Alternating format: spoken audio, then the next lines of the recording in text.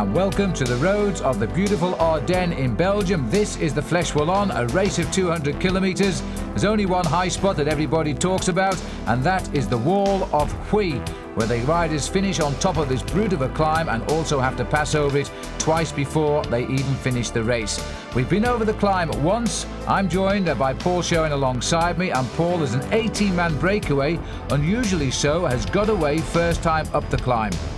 Well, it's always a strange race, the Fleche Wallonne, because it's in between two different classics. We had Paris-Roubaix last weekend, Liège-Bastogne-Liège this weekend. It's also a change of riders for the first time too. You see a lot more of the French riders, the Italian riders, the climbers coming into their own. So it's a little bit difficult to force yourself too much before Liège-Bastogne-Liège, especially if you want to go out there and look about winning the oldest event on the international calendar, Liège-Bastogne-Liège, which is why sometimes you'll get a group of 15 or 20 riders going clear. But I think for the moment, this kind of group has gone out far too early. Well, funnily enough, this is one classic the Belgians don't have too much of a say in. They've never won Fleche Wallonne since 1988, and that was the victory then by Claude Quillion. Since then, the Italians, the French, and last year, of course, Lance Armstrong of the United States was the winner. Now, let's have a look. We've got Stéphane Herlot, the French champion, on the far side, and the Francais de Jeux team are here. That looks like Andrea Perron, ex-Motorola rider, of course. And the Cofidis team have got their men up here, and that is Tony Rominger. It's good to see Rominger. A different type of rider comes to this event, the Fleche Wallonne, than would attend the other classic races, Tour of Flanders and the Paris-Roubaix, because this course suits them in their preparation for the upcoming big tours. Tour of Italy and of course the Tour de France.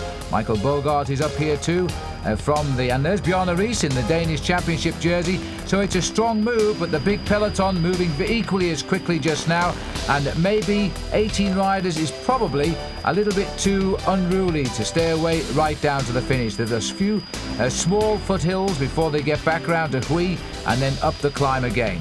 I think more important to note, Phil, not a very heavy presence there of the Once squad. Laurent Jalabert and Alex Zülle for the moment trapped in this main field, and you can see the pressure is certainly being put on, and they want to pull this all back together because we're now going into the critical, crucial phase of the Fleche Wallonne, where they go out and they ride some very tough hills before coming back to the Mur de Huy for the final time. Well, the only great tragedy, I suppose, regarding the Fleche Wallonne is it doesn't count in the World Cup. It's very much a World Cup type of classic race, but its proximity to the Liège-Bastogne-Liège, which Paul has said is the oldest professional classic in being, and they get the credit of being the World Cup counter. This used to be the first leg of the Ardennes weekend here in Belgium, and they still have the Ardennes prize for the best placed rider in both events. Now, there's a little bit of shuffling around at the bottom there, and it looks like Axel Merckx is turning the screw a little bit tight at the front.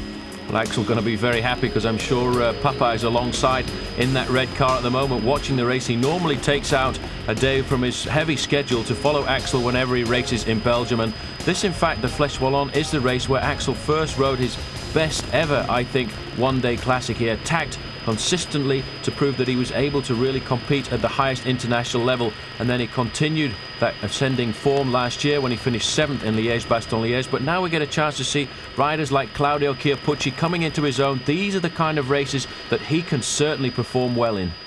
Well, the whole field has come up behind here because Chiappucci is the head of the main chase. And now we've got a counter-attack going off on the road here, and this looks to me as though it's David Rebellin. He really came to the fore last year as leader of the Tour of Italy. He had a great tour last year until he finally lost the battle to Pavel Tonkov. But he too has changed teams this year. A lot of riders have moved around. There's Merckx. Those big, long, thin legs. He's nothing like the shape of Dad, is he, really? But he is starting to come through as a pretty good professional bike rider, which is a great relief, because Eddie never pushed him to be a bike rider, and I think he was even a little bit surprised when Axel said he wanted to be a pro cyclist. He started off playing football for Anderlecht, the junior squad, and he felt the pressure too much, trying to keep fit and keep on the top 11 in that game of soccer. So he decided to go to cycling, and I think he must be feeling an awful lot of pressure now because he is being regarded as one of the leaders of the Polti team. But Phil, this is the first time we get a chance really to see the riders that we normally see at the Tour de France. Riders like Richard Virenque, Claudio Chiappucci, and it was interesting to see, in fact, Bjarne Riis now slowly starting to come to form. He's had a very quiet season so far, but he's beginning to put himself right for his attack at winning the Tour de France for a second time. Well, there's the long line. We're still about 70 kilometres from the actual finish of the race, but the big obstacle is the 2 climbs still to come of the Muir de Huy, as the main field have tagged on to the back, but our helicopter staying at the nose of the peloton and trying to reorganise themselves. Well, without the big Once riders up there, I guess the break was never going to get a successful lead, because... Oh, and there's somebody gone into the wall there. He completely overshot. I don't know who it was, Paul, but he seemed to totally misjudge that bend and went straight into the house. I think the fault really was because of the motorbike. The motorbike came into the corner a little bit too quickly as well, and he was surprised. The rider was following the line of the motorbike, which is quite often what they do. I remember Sean Yates saying to me on occasions he's ridden time trials looking at the preceding motorbike, and he can understand from the way the motorbike tilts left or right just how fast he can go into the corner. A chance here to have a look again at exactly what happens. You see, the motorbike does actually overshoot the corner there. It's a big heavy motorbike and it's a lotto rider. He's gone into the front door maybe to stop for a cup of tea. Well, I think he's okay. A little bit embarrassed probably, and a little bit of a shock for the person watching on the doorstep there, but it happens. Anyway, we continue on through the beautiful towns here, which are sprinkled over the hills of the Ardennes. This is a very, very nice part of Belgium and totally different in its character. They're also French-speaking here, by the way, than to Flanders, where they speak a Flemish, which is a type of Dutch language, and that's the other side of the country. Interesting to see number 62, Maurizio Fondriest. He's having a very hard time this year, just trying to find his form. In fact, if you remember a couple of years ago, he had an operation on his back for a discal hernia. He came back and was very successful indeed, but he's been dogged since the start of this season, since Tirreno Adriatico, with that problem. So it's good to see him up and racing again, but once you start to get problems like that, it is very difficult to overcome them. Well, 5 riders trying to re-establish a move here. The 18 have been brought back. Now the pack is beginning to reshuffle, and Lotto have still got men in the breakaway despite that little hesitation when they made the right-hand bend down there, and riders willing to have a go. Claudio Chiappucci particularly has started to take an interest in the front end of Fleche Wallonne. It's his sort of race, and he does seem to be having a little bit of good form this year, Claudio Chiappucci. This rider here is Thierry Marchal from the Sedeco team. Local team based in Charleroi, in the French-speaking part of the country. This is Laurent Madouas on the front riding for Lotto. Strange to see him in the red and black jersey of the Belgian squad, but he came across too after the demise of Motorola last year. Many of those teams, the riders from that team, have split up and gone their different ways. And interesting, I think, to see the performance of Laurent Madouas a little bit later this year when he goes to the Tour de France, because he didn't have the kind of Tour de France I would have expected him to perform like last year. But this year, with a little bit more liberty, he could well perform as well as he has done in the past and move into a top 10 place. Well, a lot of riders are relying on a good Tour de France this year. There's no doubt about that.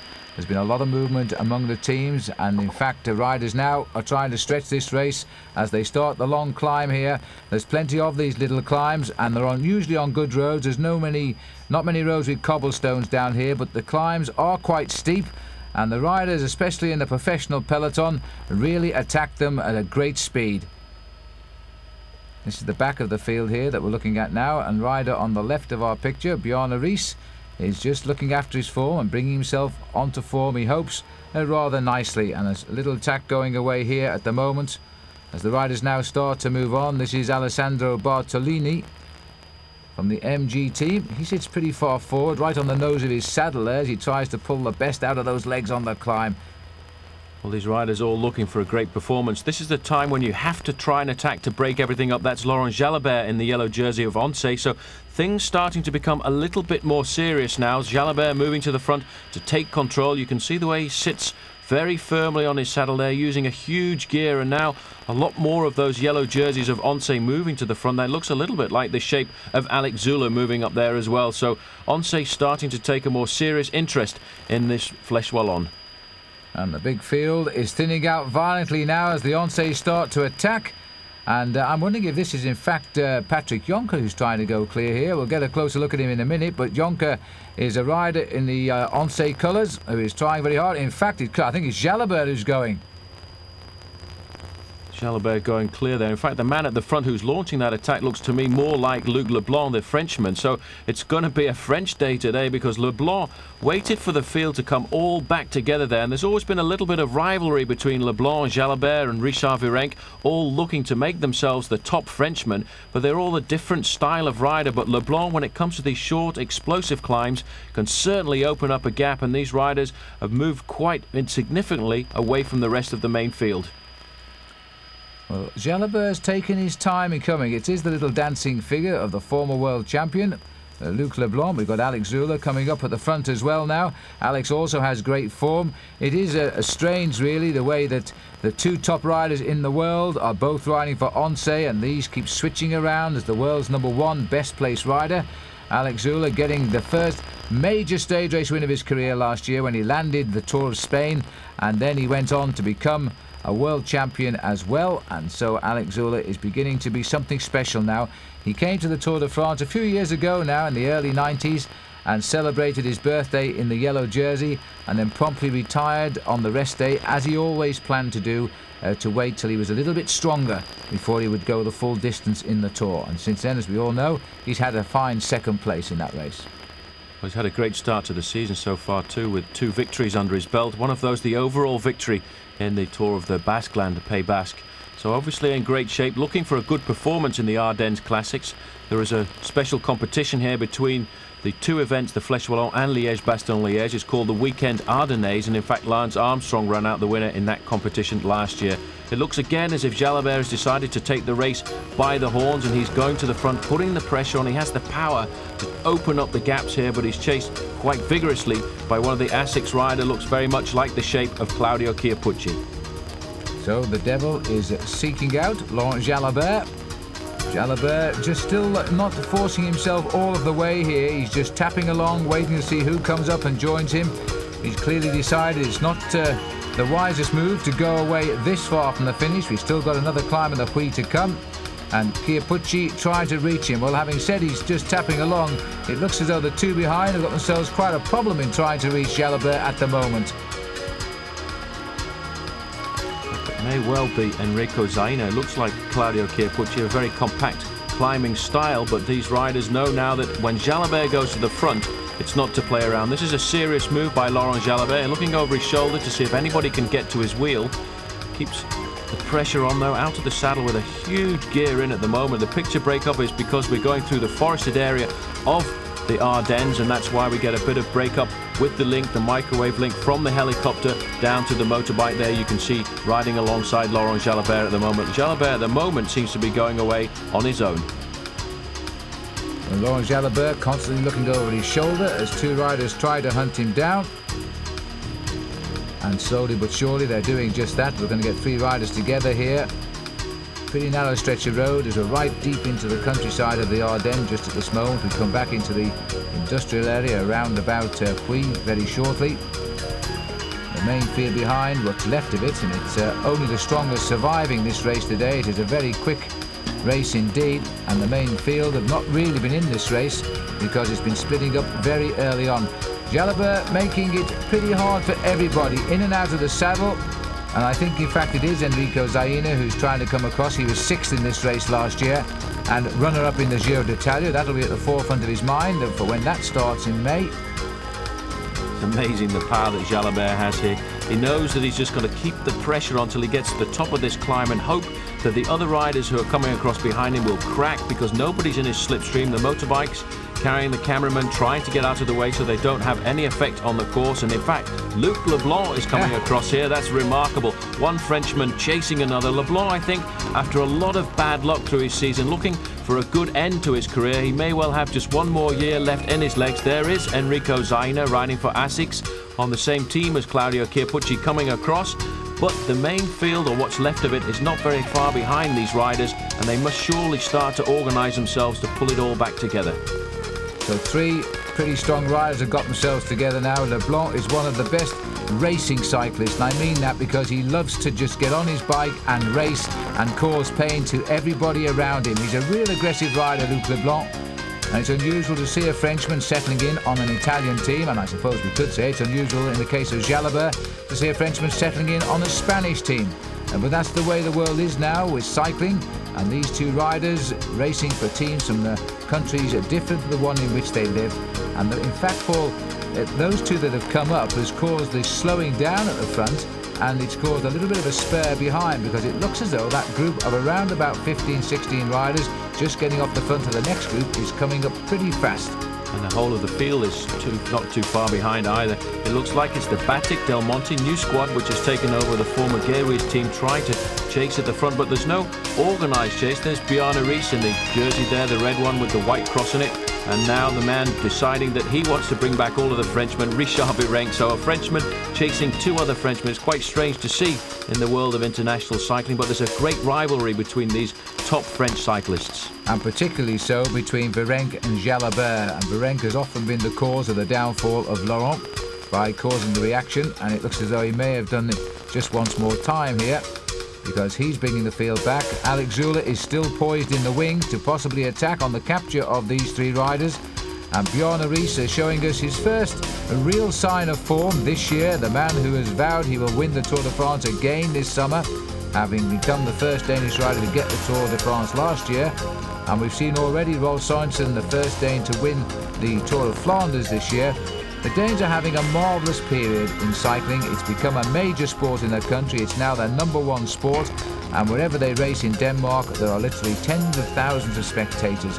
And so it's nice to see that the small country turning out at the moment so many good bike riders. There's Zaina, Luc Leblanc. Interesting to see that Luc Leblanc, in fact, wearing your favourite number, Phil, number 51. Yeah. 51 because he's won the Tour de France more times than any other number. Number 11 is the second most popular number. You get no choice on the number you wear, but of course it's the number you're given. But the rider who gets 51 is always pretty happy. Looks like there's a serious chase starting to take form here. You can see the blue and white jerseys of the Festina squad there, mixing it up at the front, trying to pull it all back together. They realise we're now in a very crucial phase of this race. Pascal Hervé from France as well is in there with his teammate Richard Virenque. And now it's the turn of Rabobank, and I caught sight a little earlier of Eric Breukink, who now rides for the Rabobank team. A lot of riders from Rabobank have come across from the Once squad. Breukink himself used to ride alongside Laurent Jalabert, as did Patrick Jonker, who's now changed to ride for the big Dutch squad and in fact opted this year for a Dutch licence. Yes, and that's because Rabobank want him to get a high finish in the Tour de France and then say he's a Dutchman, because it's important for their sponsorship. And he'll be partnering Lutenberger. Lutenberger's seen as the number one rider for the Tour. Jonker, a very strong number two. It'll be interesting though, Phil, when we do go to the Olympic Games in Sydney in 2000 to see just exactly which way then Patrick Jonker is going to opt to take his nationality. He'll probably be an Aussie again, Paul. Well, now there's a serious split developing here, because you can see the yellow car, the Mavic neutral service vehicle, moving in behind the group of about 18 to 20 riders who are in hot pursuit of the three leaders. So behind, obviously, the main field must be slipping back a little bit further. On the back of this group here, with the jersey of the national champion of Denmark, is Bjarne Riis, looking a little bit more comfortable than we've seen him for the season so far. And Brenesto have a man up here too in Jose Jimenez. He's also having a pretty good start to the season. Everybody thought this would be a rapid descent of the Brenesto team with the withdrawal this year of Miguel Indurain, but I think nothing can be further from the truth, because they produced some pretty good performances. And now they've got a man in this chase group, and I think they'll pull back those three leaders, but you never know, because I thought they were about to catch him, and for the time being at least, Jalabert, Leblanc and Zaina have gone that little bit farther ahead. Well, Festina in great force here. Leading them at the front there, wearing number 2, is Gilles Bouvard. Richard Virenque is in here as well, as is Pascal Hervé. And I also noted the leader of the US Postal team is in the group, Jean-Cyril Robin, the Frenchman who they've brought across onto their squad. He's also joined this group at the front. But at the back here, Phil, what a remarkable sight to see. Just on the right-hand side there, the leader of the Mercatone Uno team, Marco Pantani. Yes, and I know everybody watching this will be very delighted too to see Pantani back in the peloton. He's had a pretty good start to the season. He got disqualified from a high finish in one event this year, but that doesn't matter. He did finish it, even though he lost his position in the end. But Pantani is going to come back, and all the riders are saying that he has virtually all of the force he had before his serious accident in October nearly 2 years ago in the Milan touring race, when he was involved in collision with a car. Back up to the three leaders, two of the team leaders with the ones on the number, Laurent Jalabert and Luc Leblanc, are up here, and the man with them from the new Asics team. And I quite like the Asics colours, I don't know about you, but they stand out, black and blue, and that is Enrico Zaina. These riders still haven't opened up a serious gap over the rest of the main field here, and it certainly does seem to me as if the team of Richard Virenque want to try and pull it all together. But Mauro Gianetti is in this group riding for the Française des Jeux this year, and I think this may well be him trying to close the gap down at the moment, but the work behind immediately being taken up by Alex Züller in the yellow jersey of Once. You see, he wants to make sure that any attempt to leap across this gap is nullified, which is why he's today acting as an ideal teammate for Laurent Jalabert. It's amazing to see these two riders, number one and number two in the world. They've been changing that position around since the World Championships last year, but they've no selfishness at all. They're quite prepared one day or the other to work as a team helper. That is really something to see too. The Once team is a very happy outfit, and they enjoy each other's company. They share rooms together, and if one gets the advantage, then the other one backs off, and that is very nice to see. Leblanc looking a little bit uncomfortable on the bike, but he hasn't really regained his form, his position since the operation on his leg a couple of years ago when he was riding for the Le Groupement team, which then became defunct just before the Tour de France. He had to have an operation after an accident as a child, which left him with one leg almost 3.5 centimeters shorter than the other, which is why he looks uncomfortable. It looks as if he's stabbing away at the pedals. He had 2 victories last year, one of those a stage victory in the Tour de France, and the other a brilliant victory in the Dauphiné Libéré on the Col de Bastille, which is an unbelievable climb just on the outskirts of Grenoble. Well, there's little Luc. He's been a world champion. He's had an up and down career. It might be the year for another up, as he rides on the Polti squad now along with Axel Merckx, and a pretty strong team it is too. Their main target will be the Giro d'Italia, and then I'm sure Leblanc, being a Frenchman, will be in the lineup for the Tour de France. There's the long line of the survivors, who are still very much the chasers here. When you get a long thin line like that, you know they're not hanging around. In fact, they've gone flying around that corner down there. Joanna Rees is in there, useful training for him. Pantani is in there too, and extremely useful training for that man. He needs a few miles in his legs before the big tours begin. And Richard Virenque, the first time we've seen the names that we often call in the Tour de France in a move this year in the classic races, but they're still going to have to work out how they're going to bring back these 3 riders. You know, Jalabert is such a great bike rider. He's consistent throughout the whole year. That's why he's the world number 1. But he's never afraid to attack at any point of the race. He doesn't just wait, he goes for it. And yet he is one of the most closely marked riders in the race. He still seems to get away with it. Well, that's the power that he's got when it comes to these short climbs. In fact, he's the only man in the leading group of 3 with any performances to note this year. He has 7 victories so far under his belt, including the overall victory in Paris-Nice. The 2 other riders, Enrico Zaina and Luc Leblanc, they have no major performances at all, and they're just now starting to come into form. But Zaina is also a man who'll be looking at the Tour of Italy a little bit later in the year, because not only did he finish 2nd overall last year, but he walked away with 2 stage victories. Yes, it was quite an exciting Tour of Italy last year, and I had the pleasure of covering that every day. And I must say that Zaina looked a very good second-place rider in that event, but of course Tonkov was a very convincing winner, and he should be back, but he's got problems at the moment, Pavel Tonkov, because of broken bones in his wrist. He's had a training crash, and let's hope he gets himself back to form. Now we see this descent here. It's every man taking a turn at the front, trying to keep the pace extremely high. There's a great rivalry, as we've said, and it is a lot of work being done by the Festina squad of Richard Virenque. Don't forget, this race here of the Fleche Wallonne is an uphill finish, and a very tough uphill finish indeed it is too. So if they can pull that leading group of 3 riders back together, what a remarkable sight it would be to see all the top climbers of the Tour de France fighting it out for a classic victory. Now this is going to be a difficult situation for the leading group of 3. They're down in the bottom of the valley going alongside the River Meuse, and what will happen at the moment is these long straight roads will have them in the sights of this leading chasing group. Well, they've got the climbs of the Huy behind them now, and it looks as though these 3 riders are just dangling very temptingly. There's still more climbs to come on the way to the Huy, as the riders try to stay clear, but they're working well together.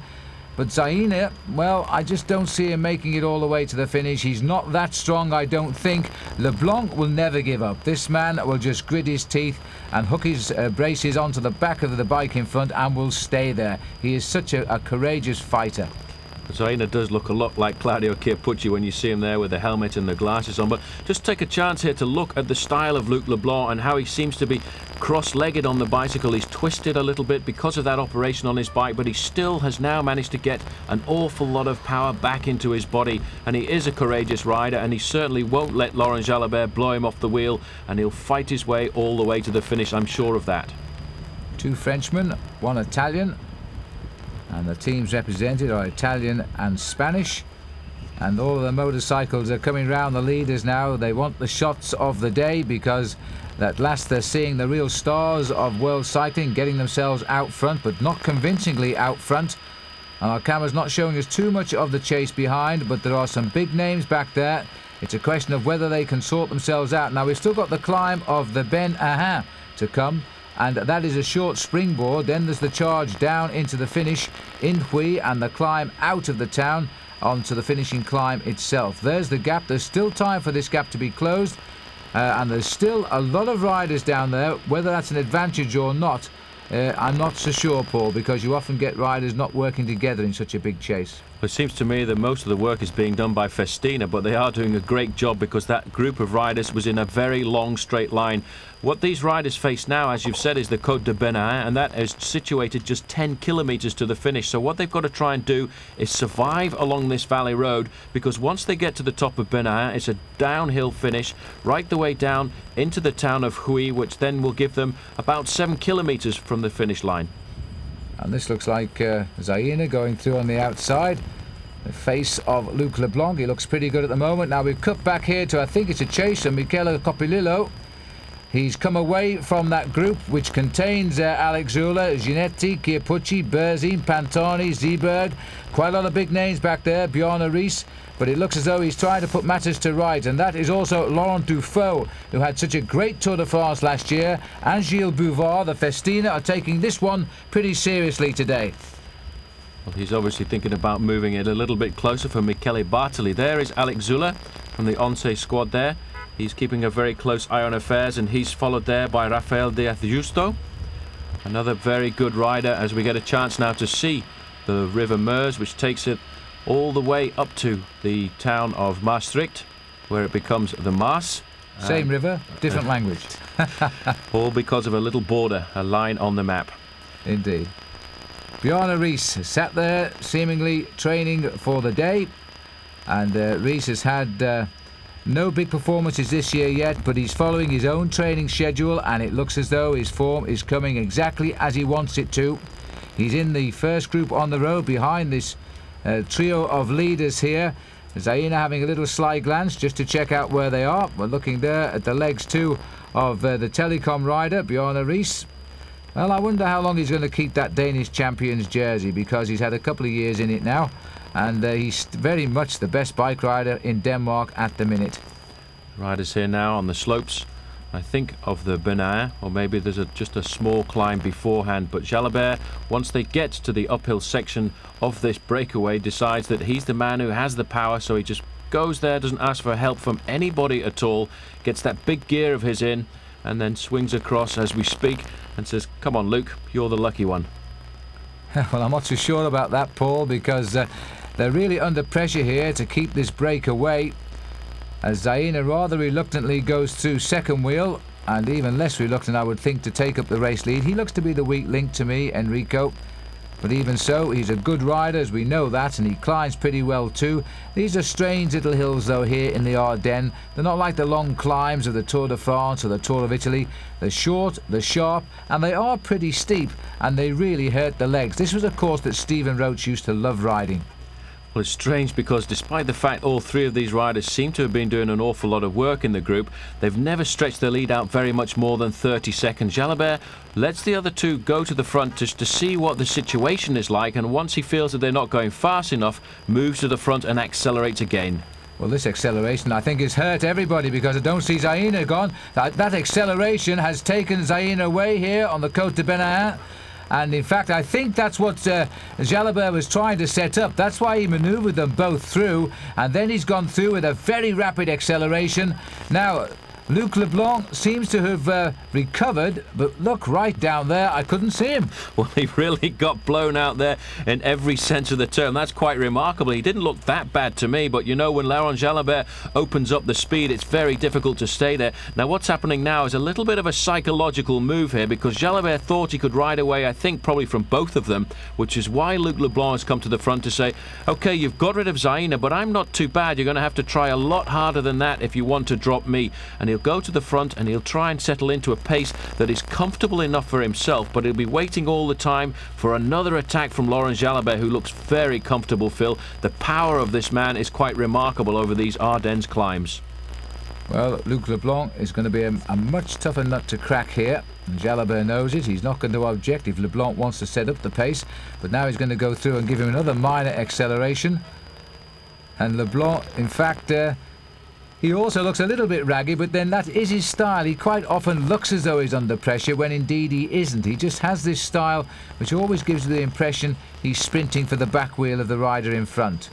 Well, he's looking for all kinds of energy there to stay with Laurent Jalabert. 1 kilometre to the summit now of the Benahin, and I would think that's going to put the riders just a little over 10 kilometres to go to the finish line. But still, they haven't stretched out their lead, because a lot of work is being done in that back group by the Festina squad, and the lead hovering over the 35-second mark at the moment. So it's gone out 5 seconds or so, and now we've got at the back of the group the Mercatoni team deciding that they want to try and pull it back together, possibly for something for a preparation for Marco Pantani. Sitting in second position was Michele Bartoli, and again a little move by Mauro Gianetti going down the right hand side for the Française des Jeux.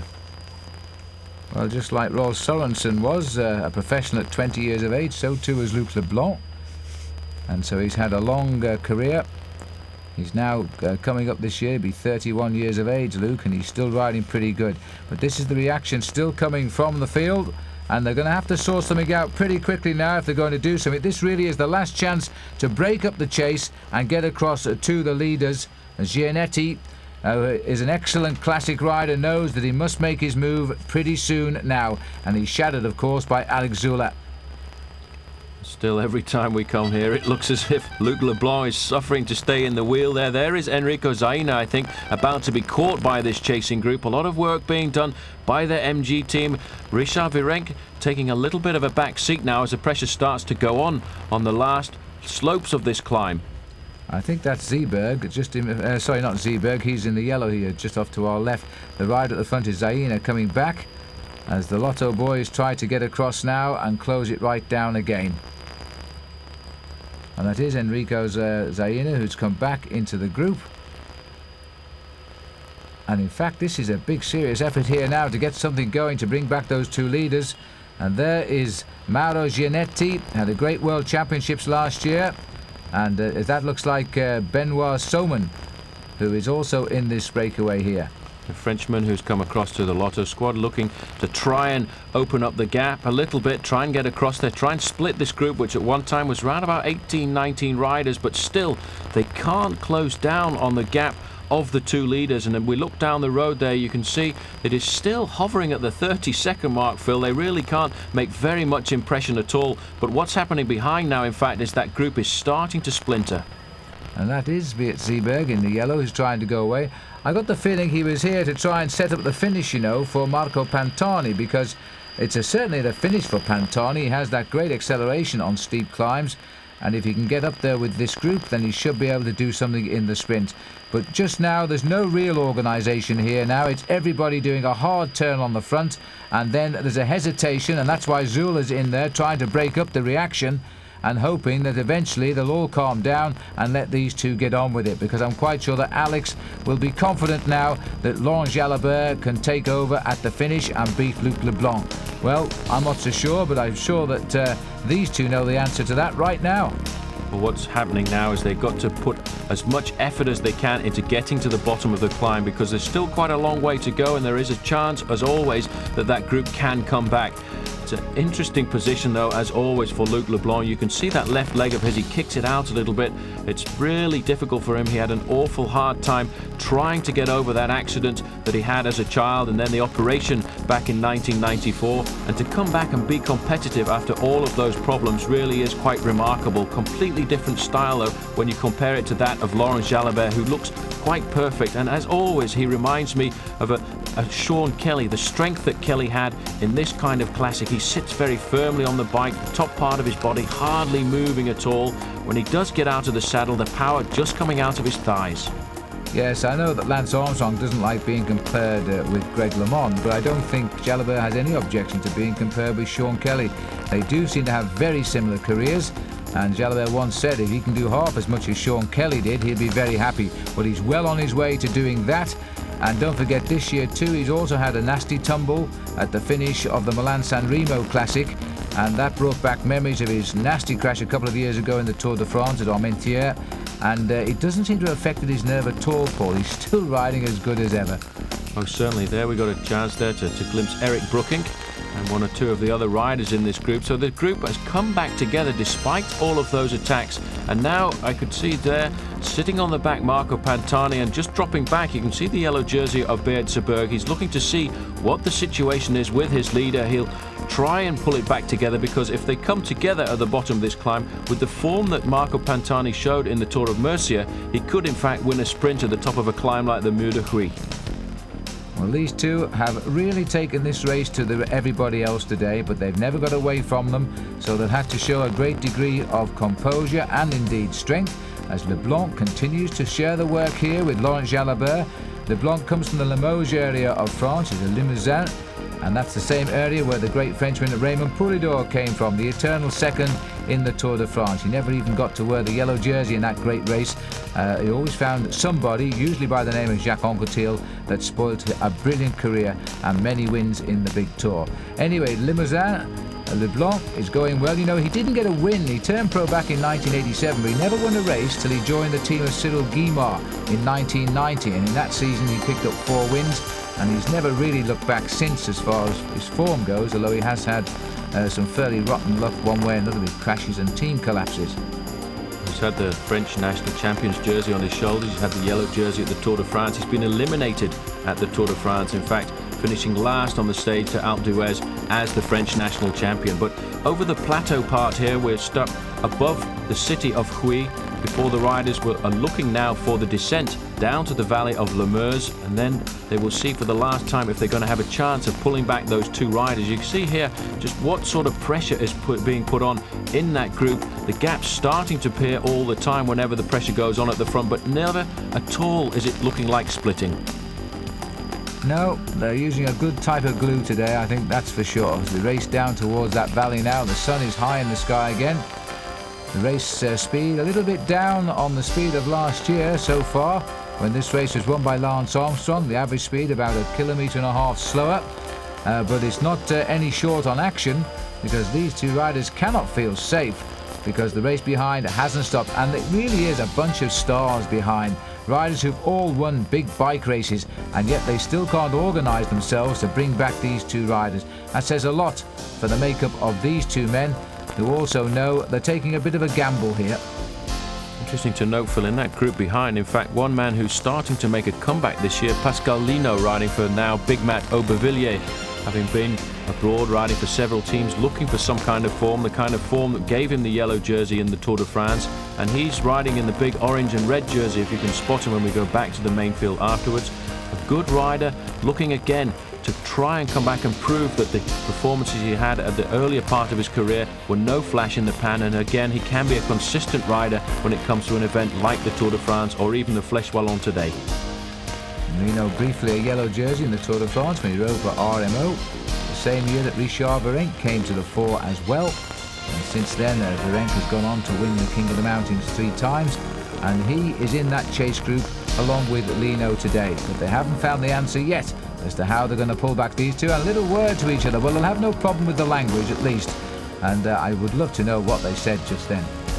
Well, I think a little word of encouragement saying that, okay, you've tried to get rid of me, you've got rid of Enrico Zaina. Let's just work together. Let's keep this thing going, because if we can stay away from that leading group, at least the worst one of us can do is finish in second position. A chance there just to see the machinery on that look bike provided to the Once team. And again, Jalabert, he just looks so powerful when you compare him to the move there of Luc Leblanc. And one or two of the Rabobank team latched onto the back of this group. So Seberg now in the yellow jersey of Mercatuni, deciding that he's going to try and pull it back together. There's Martin den Bakker, the champion of Holland. But two Once riders in the group here. That in second position is Alex Zülle, doing the job which is his today to make sure that there's no concerted effort in the chase behind. And he's joined by his teammate Rosta. And Seberg still prepared to sacrifice himself in the hope that his teammate Pantani will come good at the end. He's riding very solidly at the front today. Seberg is such an underrated rider. He turns in some great performances. Third this year in Tirreno Adriatico, and that a perfectly good performance from him. And the Swiss can always expect a good ride out of him. Good to see Bjarne Riis back in the action. Spent a lot of his time this year training at the Club La Santa in Lanzarote, which is that lovely island about 80 miles off the North African coast in the Atlantic Ocean. And he went there with a lot of cyclists, and they're very impressed by the way he went training. He climbed mountains with them, then he sprinted away, went to the top of the mountain, used a freewheel back down, rejoin them, and then do it all over again. And some of those riders he left, by the way, were professionals. Most certainly knows exactly how to prepare for the Tour de France, and I think he's right on schedule at the moment as we go up to that great event in a couple of months' time. Good to see Bjarne Riis putting himself back up at the top of the list of favourites to win the Tour de France, because it's really going to be an open event this year after the retirement of Miguel Indurain during the winter. But you know, sooner or later, Laurent Jalabert is going to make a serious attempt at the overall classification of the Tour de France. He's done it once, yes, and he's finished right up there. But he was a little confused about the difference between stage wins, the green jersey and the yellow jersey on that occasion. But clearly since then he's developed into a real all-round bike rider and a possible Tour winner, I think. Anyway, we're on the way down. This is the tricky old road now, taking us out onto the highway again, down into the valley. And look at this now, he's gone for it on the descent. Jalabert found he couldn't do it going uphill, so he's making Luc Leblanc sprint back up to him on the downhill. Little bit cheeky. Clever little move, because you wouldn't expect just swinging onto this road here to attack like that, but Jalabert just waited to see if there was going to be a moment's hesitation by Luc Leblanc, and he almost caught him unawares. They're now at the bottom of the descent of the Benahin. They've got about 7 kilometres to go, and in fact, Phil, it seems as if they've stretched their lead out now, because we're getting information that it's gone up to 58 seconds, so it could be going in the favour of these two riders, but still it's a very flat part of the course until we get to the bottom now of the Mur de Huy, which is then a 1.5 kilometre climb up to the finish line. Well, you know, I think we've probably gone through the psychological barrier now, because a lot of those riders in that back group thought that they would finish the job off on the climb. They haven't done so, and now they've lost a bit of heart, and they're probably not contributing very much to the chase. They're now starting to say to themselves, well, third in Fleche Wallonne won't be a bad result either, and these two might now be safe. The group is moving away from them, and it's looking around about 1 minute is the difference in the time gap.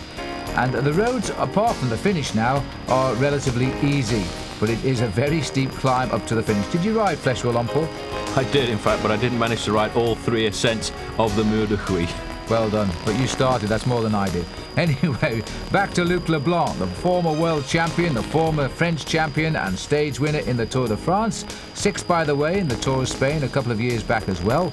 And for our Irish viewers, 6th in the Nissan Classic, and that is where Luc Leblanc was a very popular figure in that great race in Ireland, which is sadly no more. The Tour de France, though, going to Ireland next year for the first 2 days of racing, and that will be something very, very special indeed. These two riders now getting down to the serious business of deciding, I think, who is going to win today's Fleche Wallonne, because another psychological factor for the riders in that chasing group behind is they have to think that in a couple of days' time they have to get out again and race in Liège-Bastogne-Liège. Now, they won't want to put that little bit of extra effort in today, because that might rob them of winning a World Cup race, which is what Liège-Bastogne-Liège is. Although I've always esteemed Fleche Wallonne to be a classic, because of the World Cup situation now, it doesn't have the World Cup tag as it should really do. No, it's a great pity, but you see that left-hand corner again. Jalabert accelerated out of it very quick and has forced Luc Leblanc to use energy up to chase him down. Once he's caught him, Jalabert eases up again. He's just making sure he's making him ride exactly on the top end of his effort today. And now he's gone behind him again as we head into Huy, and very shortly we'll make the turn that will take us up the wall. And it really is very, very steep. It's around about 20 to 25% the climb. It is very steep. Well, it's going to be an operation now for Jalabert to keep accelerating when he can, because he has the acceleration of a sprinter, and every time he does that, it's going to hurt Luc Leblanc a little bit. But I think in the back of Jalabert's mind, he must also be thinking about the fact that Luc Leblanc is a very good climber indeed. This is a strange time of the year, because normally Leblanc would be looking at the Tour of Italy and the Tour de France, but you can never underestimate a climber, especially on a finish like the Mur de Huy, which is why I think we keep seeing these consistent accelerations like this one here from Laurent Jalabert. But Luc Leblanc comes alongside just to show him psychologically that he's fine. It's going to go down to one of us, and I'm not as bad as you think I am. Well, I'll tell you, we could see Leblanc's face there riding behind Jalabert. Jalabert couldn't see it, and Leblanc is plainly suffering now. But you've got to hand it to him to force himself through and to continue setting the pace with Laurent Jalabert. He is a very, very good rider indeed. He wants Jalabert to come through now, and right now Jalabert is not interested as we pass under the 1 kilometre, I don't know what you call it anymore. It's a kite on the side of a balloon, but at least you can see where it is. And now, as we head up towards the start of the climb, it's just after a right flick, and then the mountain starts. And I think Jalabert has done exactly what he intended to do here, and that's put Luc Leblanc in front, and then very shortly try to finish him off. There's the right filter. Now we start the climb, and it's just about the next corner, Paul, where you actually see the wall. And that, I would think, to riders, if you're not feeling good, must make you feel pretty, pretty terrible. It is, there it is. You can see the first part, but this is not the steepest part of the climb at all. It gets steeper than this. Both of the riders now on the small chainring. Luc Leblanc, all he can hope for at the moment is that he can set a speed fast enough to prevent Laurent Jalabert attacking him. What he wants to try and do is keep a speed so that Jalabert stays behind him, and then when Jalabert does eventually attack, then he can get across onto his slipstream. Here now, the race starting to get a little bit steeper, but Leblanc all over his bike, grovelling at the moment to try and keep the speed high. But just look how calm and collected Jalabert looks. He hasn't been flustered at all so far. It's exactly the same position as we saw him in 30 kilometres ago. Well, just round the left-hand bend here is the best place to attack if you've got the strength. It's still a little way to the summit, but it's very, very steep as we go off to the left, and it looks as though Jalabert is almost waiting, and he's having to hold himself back here. Now, it was on this climb last year where Lance Armstrong rode so very, very well. And sadly, Lance not with us now, but we hope he'll be back soon. And that's where he's gone. He took one good look at the face of Luc Leblanc. You see how steep he got just there? If you've got the strength, that's the place to do it. And Luc Leblanc, well, there was no resistance at all. He knew that's exactly what Jalabert would do. And he knew there that was the end of Fleche Wallonne for him. Even so, he's going to get his finest finish in this event. And it's good to see Leblanc back on the winning trail as well. Let's go up and join the man who has animated this race over the last kilometres today. The breakaway which never really got away until the last 10 kilometres. And this was the rider almost single-handedly who controlled the whole affair. First of all, he rid himself of Enrico Zaina on the Benahin, and now he's rid himself of Luc Leblanc on the wall itself. Nice round of applause from the Belgians. And another day's gone by, another Fleche Wallonne has gone by, when a Belgian hasn't come away to victory. It's now 10 years since the victory of Claude Coquillon, and the Belgians will hope one day they can find themselves a new climber. Here's the main field, and Pantani is still in there, but he's still on the back, and yet hasn't quite worked out why his teammates doing all the pacemaking up front, be it Zeeberg.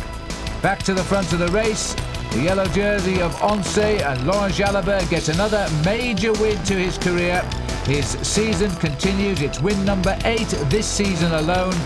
And yes, he punches the sky. And look at the gap.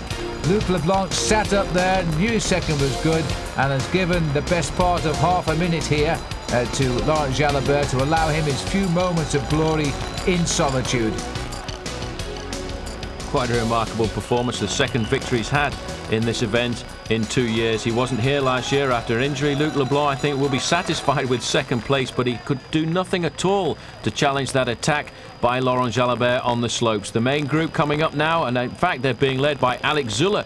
So Pantani hasn't managed his challenge at the top of the climb here. Zuller will come up here looking to try and take third place, and there is Pascalino back in sixth. Pantani in the yellow jersey there, he's looking at about fifth at the moment. And Bartoli just in front of him. And Bartoli, the winner last year of the Tour of Flanders. So Zuller gets third for Oncé. More World Cup points and more ranking points rather for him. So the top two in the world still continue to have a private battle there as the wheels come over the line. Pantani is fifth. Pascalino, good ride, sixth place for him. And seventh, Andrea Noah, who came to the fore in my eyes in the Tour of Italy last year and now seems to be settling in as a very promising rider indeed. Well, there he is in the winner's enclosure, as it were, Laurent Jalabert, and still not talking to the Frenchman Luc Leblanc. He just took one good look at his face here, could see there was going to be no resistance at all. And just look at this for a powerful acceleration. His face giving absolutely nothing away.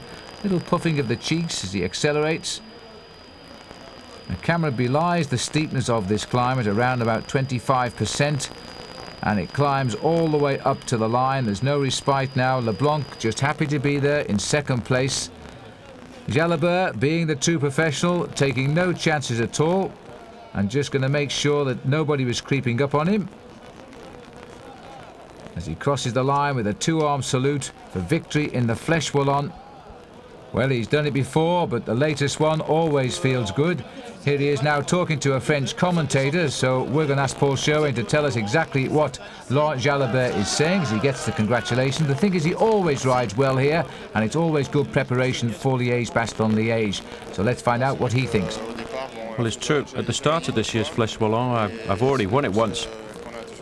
It's a race that you always want to win because it's one of the most important races on the international calendar. It's also true that at the start of the race today, I didn't feel really all that good, which is probably why you didn't see very much of me. That probably helped me win at the end. Well, we certainly saw plenty of him at the end, and so did everybody else in the best possible position, because this now makes it 2 wins in 3 possible attempts for Laurent Jalabert, and now he's got the first part of the double. He'll look forward to riding in Liège-Bastogne-Liège. Here's the result then. Laurent Jalabert wins today the 200 kilometres in 5 hours and 7 minutes, 19 seconds better than Luc Leblanc, 50 seconds better than a pack of 18 riders. Alex Zuller, Michele Bartoli, Marco Pantani, he's back. Pascalino and Andrea Noah, they made the top 7.